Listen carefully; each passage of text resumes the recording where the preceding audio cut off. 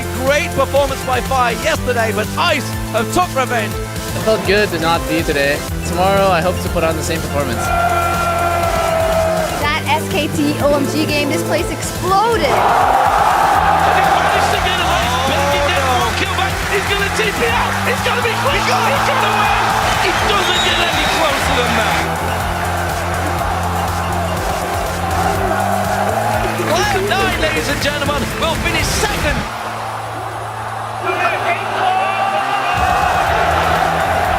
Go for Cyanide, he wants to try and pop him down. Maybe enough, he gets Cyanide down before the power drop. And Fnatic gets through to the semi-finals to face SK Telecom.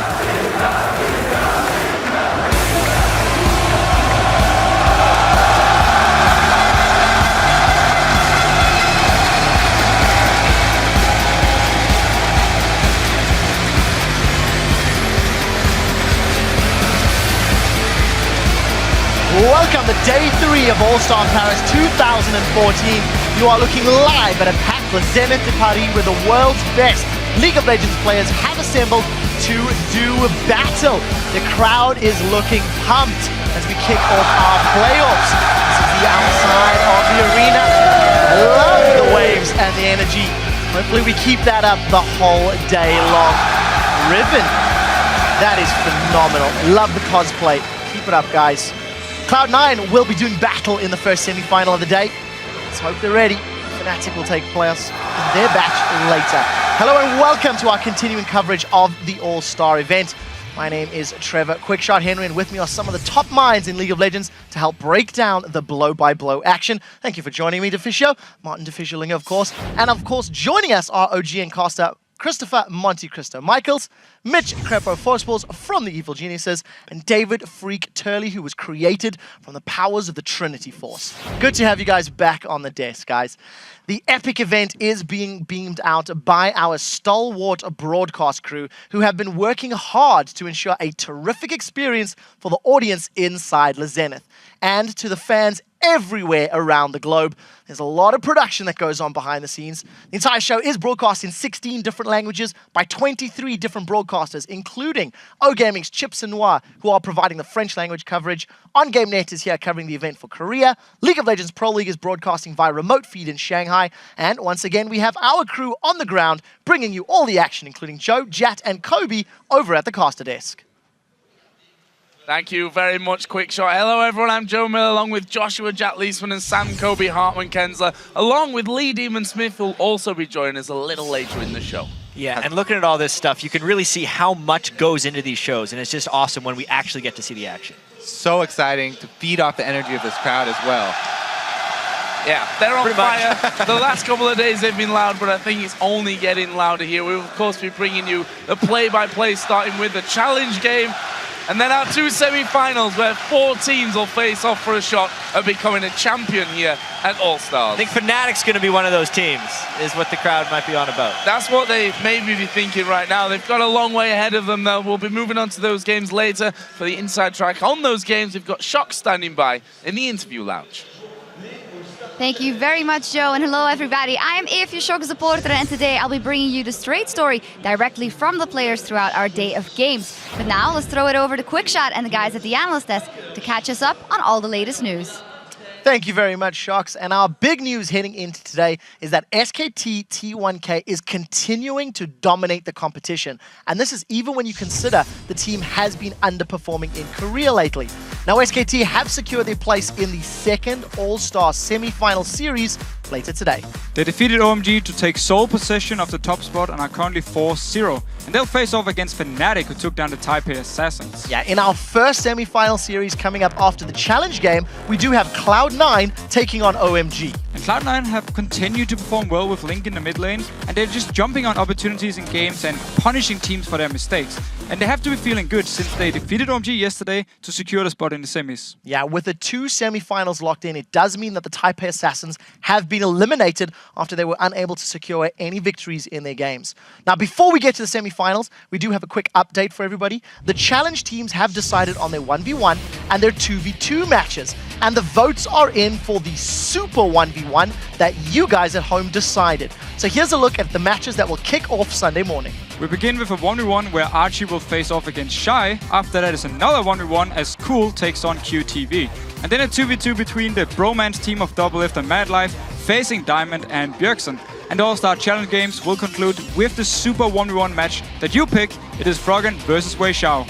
Yeah, definitely looking forward to those individual matchups. So they will take place tomorrow at the start of the day. But today there is a different clash of the challenge teams as they face off in the mode that we're calling Pick 10. Each team will be given a pool of 5 champions that the fans have decided on, and within that champion pool, the teams will then decide who plays what. So for Team Ice, they will be playing Thresh, Vayne, and Nivea, Lucian, and Lee Sin. And then for Team Fire, you vote for Thresh, Ezreal, Zed, Lucian, and Lee Sin. On the line are 2 points for the winners, and with both teams tied up at 2 points each, both will be hungry to take the lead with this game. As we've mentioned, after the challenge game, we will be bringing you those 2 best-of-3 semi-final matchups. The winners will advance and fight for the title of Paris All-Star 2014 champion. And up first, we'll see Cloud9 against OMG, and then it's going to be SKT T1K who takes on Fnatic.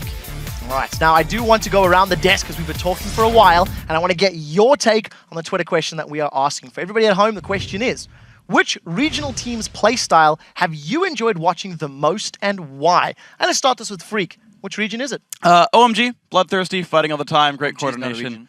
China. A little bit pedantic. Yep. Care to chime in on the conversation, Crepo? Not OMG, aka not China, Korea. I mean, the biggest strategic force was SKT1 so far, so by proxy that will be the Korean playstyle. And I'm pretty sure somebody else on this desk will agree here. I would agree with you, Crepo. As many of you know, I love those rotations. I love the big picture strategy style. It's my bread and butter. I'm going with Korea too.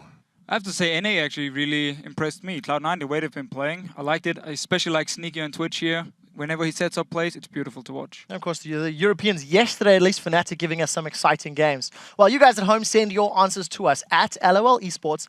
Use that hashtag AllStar. In using a time-honored and mysterious process, we'll choose our favorite tweets to read later in the show.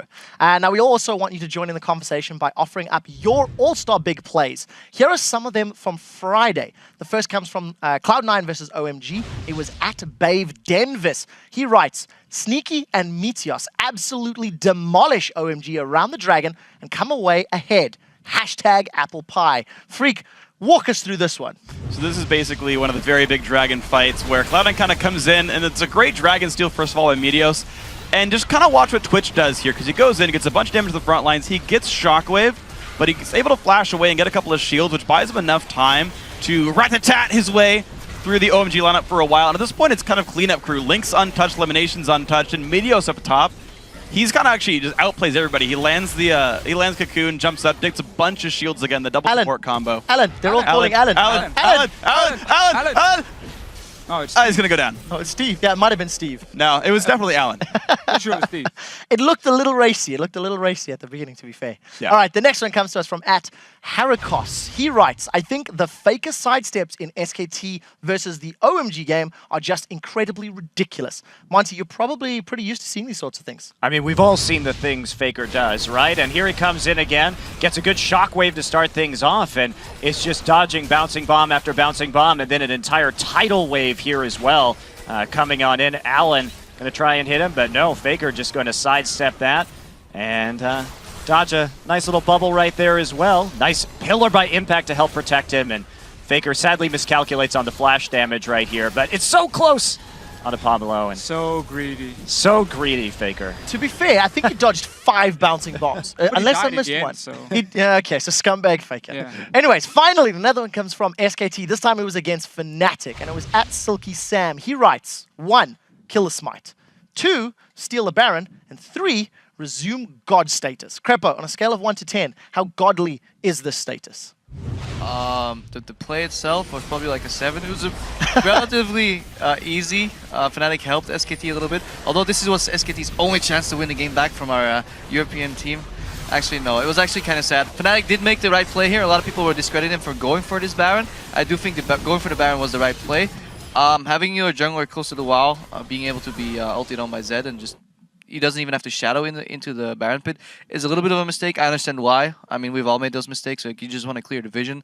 but that should be done by somebody else. And then everybody in that pit should try to keep the jungler alive as long as they can. Unfortunate mistake that swayed the game even farther or into SKT1's favor, but they were in full control the entire game anyways. Well, very exciting game indeed. You guys at home, be sure to add your contributions by sending them to us at LOL Esports and using that hashtag All-Star Big Plays. Now, guys, it has been an incredible week so far. The crowds have been absolutely enthralling. The stakes are high, and the stage is set for an amazing weekend. Before we get to it, I do want to ask you guys some more questions. Oh, hold up, quick shot. You've been doing a great job, asking questions, really leading the analyst desk all weekend, but your hard work. Let's give you a little bit of a break because there's a new sheriff in town.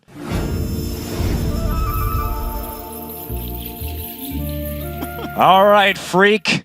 You've backed OMG hard from the beginning, man. Yeah. What do you think they need to correct to come out on top here when everything is said and done in Paris? And to me, honestly, they just have to start actually trying. They started the week out 2-0, and then they knew at day 2 that they would just be able to get out of the group stage no matter what. So against SKT, against Cloud9, they just knew they had it. So they slacked off a little bit, saved their picks, and they've got some stuff prepared. So it's just play their game, and they're fine. Fantastic. Well, let's move on to you, Crepo. You've been wildly fixated on the rotations this whole weekend so far, which it comes as a bit of a surprise to me because I was under the impression that in the Evil Geniuses retirement home for pro gamers, you played more bingo than League of Legends.